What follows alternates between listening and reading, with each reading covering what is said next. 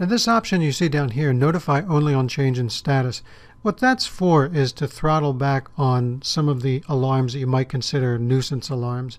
See, by specifying notifying only on change in status, then you're only going to see when conditions result in a different status than a previous condition that might be currently in effect. Let me give you an example. In this situation you see right here, where I've got a high limit over 250 and a high status over 300, since when I go across the boundary of 300, that's going to change the alert status. And in this case, it would go ahead and send me a value, or send me a notification. Now let's say I weren't interested in that. I could specify that this is just a my high status, if there is no need to have that kind of escalation in priority. And then by choosing notify only on change in status, when we cross from, say, 290 to 310, and it crosses this boundary, since we're saying only notify on change of status, that would have the effect of suppressing this second alarm here. So let me show you where this might come in handy, or what this might look like.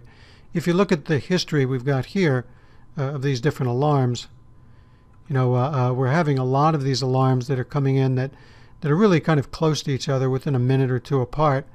And the only thing that looks different is that they do have different status here. If you were to give them all the same status and then notify only on change of status, that would suppress some of those extra alarms. Now by clearing that, of course, then that cancels that behavior. So if I cleared that, then both of these would be sent as notifications.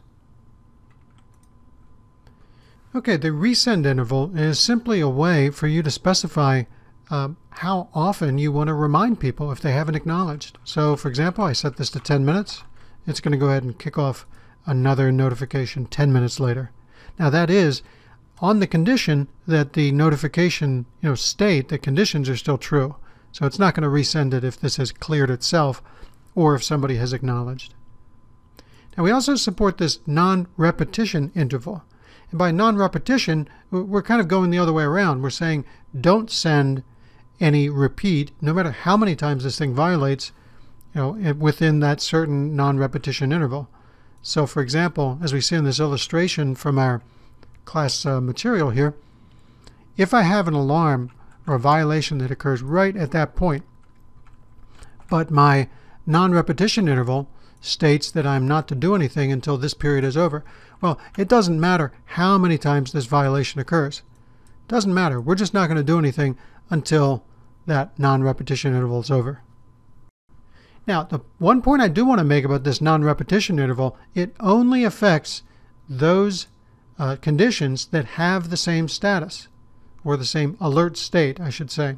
So, for example, as we had configured this originally with this was high and the other was high, if we have a non-repetition interval, it's not going to affect when this goes into a high alert. That's basically considered a separate alert or a separate notification. So here from our training manuals, you see how we describe this. Again, if we have an alert here or a notification there, it doesn't matter how many times it also violates this or violates it again. If it's within the non-repetition interval, we don't do anything. However, as you can see at this point right here, where we have something that violates a higher limit, something that has a different alert state, this is the high versus just the high alert state. When that happens, we're not going to wait for that non-repetition interval. We're going to go ahead and send the notification.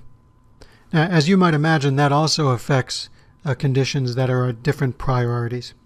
Now, one last point. If you do specify both a resend interval and a non-repetition interval, the resend interval has to be longer.